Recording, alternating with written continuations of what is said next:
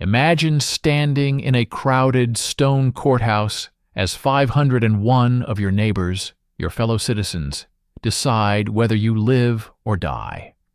And instead of begging for mercy, groveling, or showing remorse, you tell them they should actually be thanking you. You tell them you are a gift from the gods.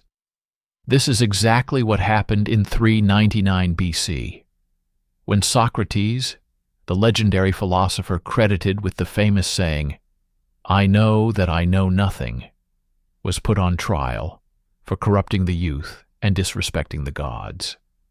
Everyone expected an apology, a plea for mercy. Instead, they heard what is perhaps the most audacious defense speech in history, a speech so direct, so unyielding, that it essentially became his own death warrant. This is the incredible story of Plato's Apology, the speech that cost a genius his life. First, let's clarify what we usually mean by the word apology. We think it means to say you're sorry, right? But in ancient Greek, the word apologia simply meant a defense or an explanation. So when we talk about Plato's Apology, it's not about Socrates expressing regret. Not at all. Plato, his most famous student, wrote this dialogue to capture how his beloved teacher behaved at his trial. While it's not a verbatim transcript, more of a philosophical dramatization, it's the closest thing we have to Socrates' authentic words and his powerful intellectual stance. The stakes couldn't have been higher. If he lost, he would have to drink poison. If he won, he would have to give up the one thing he valued more than life itself: the freedom to ask his inconvenient, probing questions. To truly feel the tension in that courtroom, you have to picture Athens at that time. It had been only 5 years since their crushing defeat in the Peloponnesian War, a conflict that had fractured the Greek world and led to Sparta tearing down the long walls sacred to the Athenians. Democracy had been painstakingly restored, but the city's spirit was wounded, suppressed, and full of suspicion. The citizens were looking for answers, and often for scapegoats. Some blamed philosophers for leading the city into intellectual weeds, while its enemies grew strong. Into this emotionally charged atmosphere walked Socrates, a 70-year-old son of a stonemason. He spent his days not building but accosting powerful politicians, respected poets, and savvy businessmen, gently, or not so gently, proving that they didn't actually know what they so loudly claimed to know. Rumors began to spread like wildfire. He teaches the youth to disrespect their elders. He questions the very gods we worship. He makes the weak argument appear strong, twisting the truth. These insidious rumors were as good as gold for anyone who wanted to rid Athens of its most annoying gadfly. The city, still reeling from defeat, was a powder keg, and Socrates was about to light the fuse. The official charges against Socrates were brought by 3 men, each with his own motives. First was Miletus, an ambitious young poet who drafted the indictment. He was likely seeking public recognition and may have genuinely believed Socrates was a threat. Then there was Anytus, a wealthy tanner and a prominent figure who had bravely helped restore democracy after an oligarchic coup. Anytus financed the prosecution, and many suspected he blamed Socratic skepticism for his own son's rebellion and apparent disrespect. Finally, Lycon, a lesser-known orator, completed the trio, adding rhetorical weight to the accusation. Their charge, short and deadly, read almost like a modern-day tweet. Socrates is guilty of a crime, for corrupting the young and for not recognizing the gods the city recognizes, but introducing new divinities. In modern terms, he's dangerous, impious, and messing with the future of Athens. the penalty if found guilty: death. This was not just a legal battle. It was a fight for the very soul of the city. Socrates begins his defense not with the expected flattery or tearful pleas, but with a brutal, almost defiant honesty. He tells the jurors that his bad reputation is not new. It has been building for decades, fueled in large part by Aristophanes' comedy, The Clouds. In the play, Aristophanes hilariously lampooned Socrates as a babbling sophist who dangled students over chasms and spouted nonsense about clouds and fleas. This stage persona is not me, Socrates insists, trying to dispel years of ingrained prejudice. But it has certainly made you judge me unfairly. He then warns the jurors that he will not use sophisticated rhetoric or emotional appeals, because the truth, he argues, needs no perfume. It speaks for itself. Can you imagine telling the 501 citizens, holding your life in their hands, that they've been duped by a playwright and still expecting a fair trial? This is pure Socrates, principled, unshakable, and utterly fearless. He wasn't there to win a popularity contest. He was there to defend his way of life. Here Socrates reveals the heart of his defense, a story that explains why he does what he does and why it's so misunderstood. His friend Chaerephon once asked the oracle at Delphi if anyone was wiser than Socrates. The priestess answered unequivocally, "No one." Socrates, by his own account, was stunned. He knew he was ignorant. He claimed to know nothing of importance. How could he be the wisest?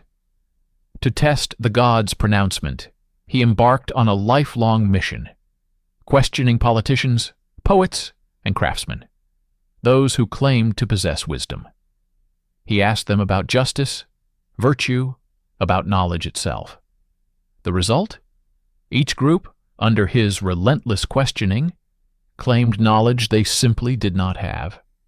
They were confident, but ultimately ignorant.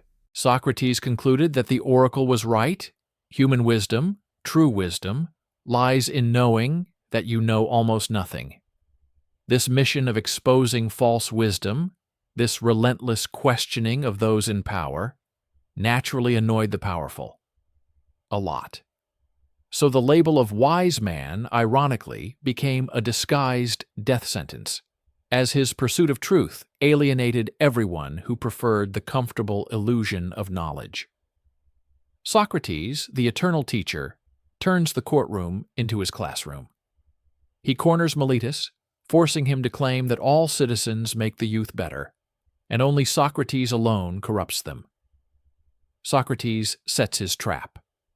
Meletus walks right into it. "Then why?" Socrates presses. His voice must have cut through the silent hall. "Would I intentionally make my neighbors worse and risk being harmed by them in return? Does anyone willingly harm himself?" It's a simple, undeniable point, and Meletus stumbles, caught in a contradiction. Socrates pushes further, exposing another glaring flaw. "You claim I teach atheism, denying the city's gods, and at the same time I introduce new divinities. That's a complete contradiction, isn't it?" A ripple of laughter, or perhaps a few gasps of surprise, must have gone through the crowd. The exchange lasts only a few minutes, but it is a masterclass in exposing sloppy thinking, a brilliant demonstration of his famous elenchus method in the highest stakes setting imaginable. Having demolished the charges and exposed the illogicality of his accusers, Socrates pivots to explaining why Athens should value him, not condemn him. He declares himself a gadfly, a stinging fly on the back of a lazy, noble horse. This horse, he explains, is the city of Athens, which has grown complacent and slow.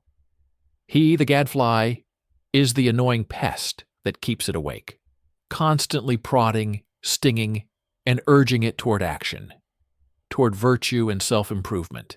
Without his constant questions, without his inquiring spirit, democracy, he warns, will doze off into a dangerous self-satisfaction.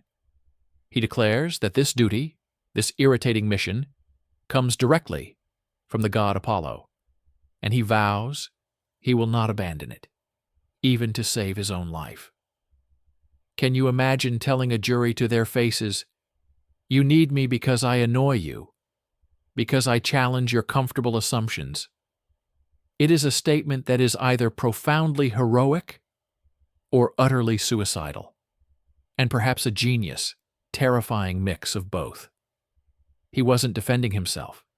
He was defending the very principle of critical thought that he believed was essential for any healthy society. The jury, having heard Socrates' defense, votes for the first time. The result is incredibly close. 280 find him guilty. 221 vote to acquit.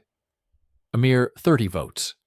A handful of minds changed, and Socrates would have walked free. Athenian law allowed the convicted to propose an alternative punishment. Everyone, absolutely everyone, expected exile, a fine, or perhaps a promise to stop his questioning. Instead, with a straight face and a steady gaze, Socrates proposes that the city reward him with free meals in the Prytaneum, a public dining hall, an honor usually reserved for Olympic champions and war heroes. Jaws must have dropped across the courtroom. Then, almost as an afterthought, he adds that if they insist on a fine, he will pay 1 mina, about a month's wage. Later, his friends increased the offer to 30 minae. The jurors, deeply insulted by his seeming arrogance and his refusal to play by their rules, vote again. This time, the margin for the death penalty is even larger than the original guilty verdict. The gadfly who refused to compromise his principles is condemned. His unwavering integrity, in their eyes, was an insult. Before the court adjourns, Socrates, with a calm that unnerved many, addresses the majority who condemned him. He tells them that death holds no terror for him. Why? Because it is either a dreamless sleep, a peaceful oblivion, or a migration of the soul to another world, where he can continue his beloved mission, questioning the heroes and sages of the past. He warns those who condemned him that history, not their verdict, will judge them far more harshly for taking the life of an innocent man. He ends with a line every philosophy freshman quotes, a challenge issued across millennia. The unexamined life is not worth living. This was no plea for mercy. It was a final, profound challenge to humanity to live consciously, thoughtfully, and critically. He was not afraid to die because he had lived his life in accordance with his deepest convictions. The execution is delayed due to a religious festival, an annual sacred mission to Delos. During this time, Socrates remains in prison. Plato's dialogue, Crito, describes a moving visit from his wealthy friend Crito, who begs Socrates to escape. Crito has arranged everything, bribed the guards, and secured a safe haven. But Socrates, ever the man of principle, refuses. To break the law, even an unjust one, he argues, would be a betrayal of the social contract he had implicitly agreed to by living his entire life in Athens. It would destroy the very fabric of the city he claimed to serve.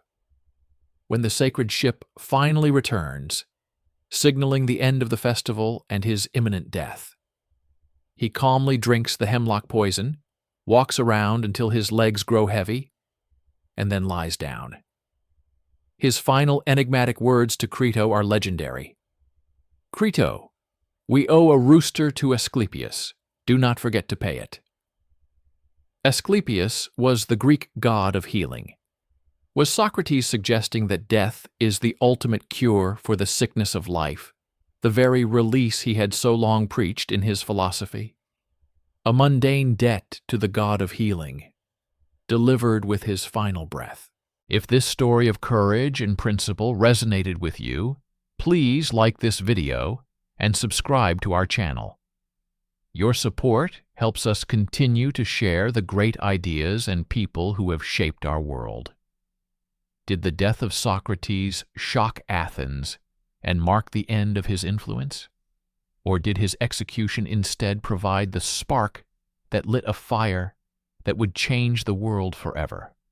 After all, it was after this that one of his students vowed that his teacher's ideas would not die and created a philosophy that would define Western thought for millennia to come. But that is a story for our next video.